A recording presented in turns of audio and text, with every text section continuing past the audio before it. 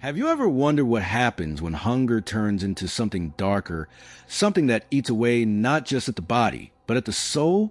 Tonight, I'll tell you the story of a family who disappeared from their small town under circumstances so disturbing.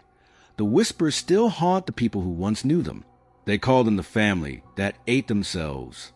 It began in the winter of 1974, in a quiet countryside village where nothing unusual ever happened. The Winters family lived at the very edge of town. Their house was old, wooden, and weathered by storms. The windows were covered in thick curtains that never opened, and the garden, once beautiful, had become overgrown with weeds. The Winters rarely spoke to their neighbors. They attended church sometimes, but even then, their faces seemed pale, distant, and almost hollow. People noticed their strange thinness, as if no meal could ever satisfy them. Children in the town whispered that the Winters never went grocery shopping, yet the chimney of their home always smoked at night, filling the air with a scent that no one could quite recognize.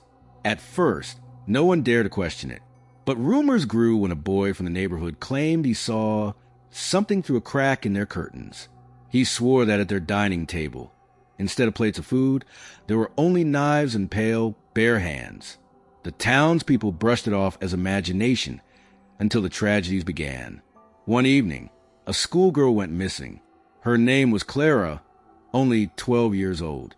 Her parents searched frantically, and the town joined in. They combed through the woods, rivers, and roads, but she was gone. A week later, her mother claimed she heard faint knocking at their door in the middle of the night. But when she opened it, there was only silence and the trail of small barefoot prints leading toward the Winters' house. Fear spread like fire. Some accused the Winters of hiding something. Others dismissed it as paranoia. But the unease grew unbearable when, one by one, more children vanished. The police searched, but every clue seemed to circle back toward the old wooden house at the edge of town. Finally, one cold January night, the sheriff and a small group of men decided to investigate. They knocked, but no one answered. The house was dark, yet the chimney coughed out thick smoke. When the sheriff forced the door open, the smell that spilled out was unforgettable, thick, metallic, and sour. It was the stench of blood. Inside, the air was suffocating. The furniture was covered with dust, but the dining table stood in the center, set with knives and plates smeared with something dark. Candles burned low, casting long shadows on the walls. And in those shadows, they saw them, the Winters family. They were sitting at the table, hands clasped together, faces pale as parchment. At first, the men thought they were dead, but then the father, Mr. Winters, slowly raised his head. His eyes were wild, bloodshot, and his lips were torn as if he had been chewing something far too tough for human teeth. He whispered in a cracked voice, "We eat to live and live to eat." When the candlelight flickered brighter, the truth revealed itself. Their arms were bandaged, but beneath the wrappings, the skin was torn and raw. Their fingers were missing nails. Flesh was gnawed down to the bone. It was not animals they had been feasting on. It was themselves and each other. The men stumbled back in horror, but before they could flee, Mrs. Winters let out a scream that didn't sound human. The children of the family began to laugh, a high-pitched, eerie laughter that echoed through the wooden walls. Then they lunged, moving not like starving humans, but like predators. What happened next was never fully recorded. The sheriff and one man survived long enough to stagger back into town, their clothes soaked in blood, their eyes wide with terror. They kept repeating only one thing.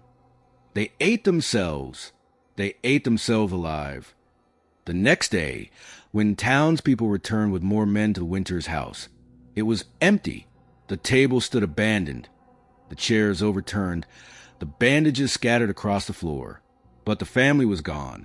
Not a trace of them remained, except for deep bite marks in the wooden table and bloody footprints leading out into the woods.